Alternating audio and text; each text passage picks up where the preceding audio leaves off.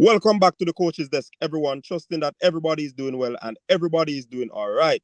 So, people will be talking about the series that we have started on the coach's desk. We're talking about the men's 100 meters, the reigning champion, Christian Coleman.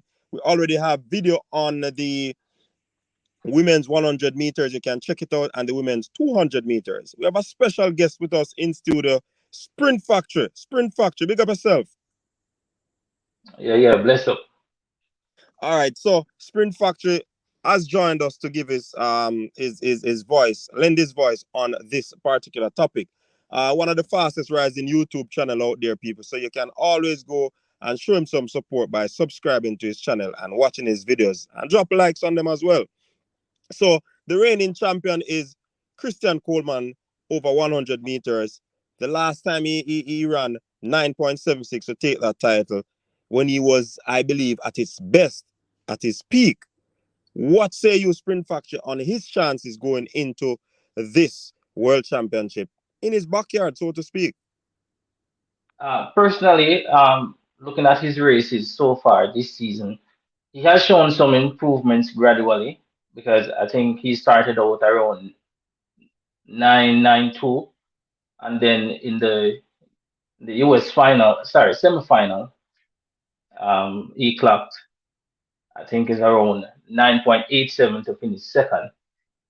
So he's gradually improving, but to retain the title, I think that he will have a tougher opponent, some tougher opponents this season, with some faster times coming in from these athletes, just the same. So I personally don't think that he will retain the title, unless he's gonna jump from 10-8 to 10-6 in 2 weeks. Then we'll see, because I think the time that we should be expecting in the final, someone to win, they would have to possibly run 10-6.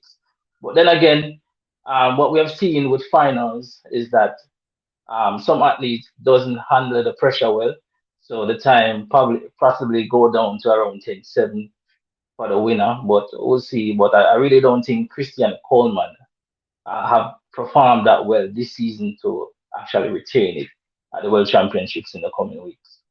All right, well said. Now, one Lamont Jacobs defeated him at the 60 meter, and everybody knows that Christian Coleman has a very fast 60 meter. But Lamont Jacobs is having some challenges himself coming into this season. You also have the likes of Fred Kerley, who's doing exceptionally well. I think he's one of the favorites, or the leading favorite to take this title. You have Johan Blake, who somewhat would have resurged. Then you have also Oblique Civil from Jamaica. Do you believe that any of these, well, invariably, I believe that he will not win the title. It's going to be a new champion coming in this one. But who do you believe that can take this crown? Or name your top three. Well, I personally, I think Fred Curley is the favorite, and it's based on performances and time. But then it comes down to, as I explained, the pressure of a World Championship final is who can handle the pressure well. And I think Johan Blake has been there, done that, win it.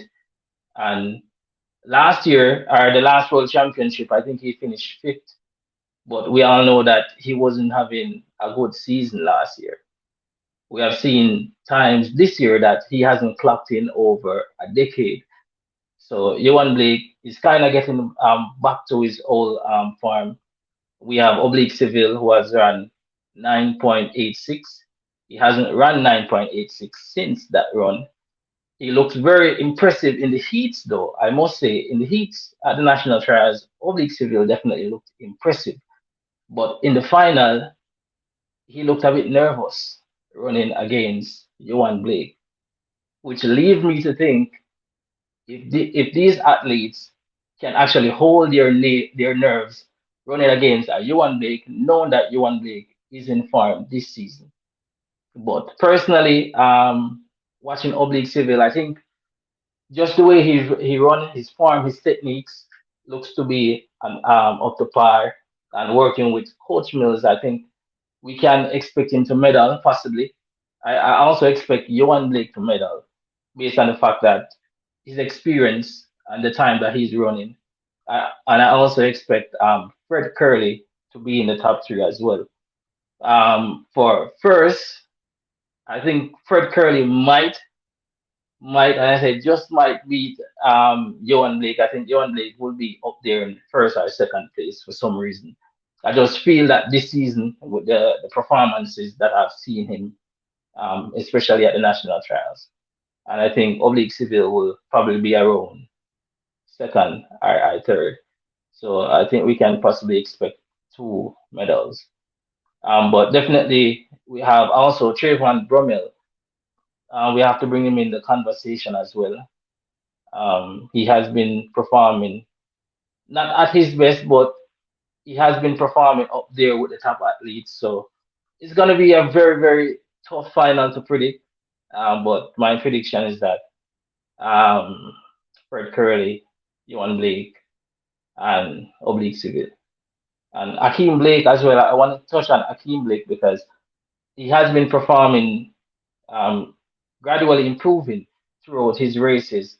But there is one factor that he needs to work on is actually the I think it's the last 5 meters. I think he exerts a lot more or some more pressures in the last 5 meters. And hence, I think that's the reason why there were some crowds surrounding him at the our medics surrounding him at the national stadium. And I saw it when I went back to watch some of his clips. He was actually he exerted more pressure, which means which actually threw him off balance, which actually, I think 3 of his races before the national trials, he almost fell, especially the one in New York. He almost fell leaning into the line. So I think he needs to be careful on that. But I expect him to make the final. But my 1, 2, 3 is Curly, Blake, Oblique Civil. All right, well said. Now, what I'm understanding about Akeem Blake is that the amount of speed he's generating, his body type is unable to actually carry that amount of speed. So he might have a challenge in terms of that's why we're seeing where he's going off balance at the latter part of the race. That's what I'm Uh, hearing. I'm not too certain how true that is, but that could be one of the contributing factors that is causing him to lose balance because of the amount of speed that he generates and his body. I'm not hearing you. You're not hearing me?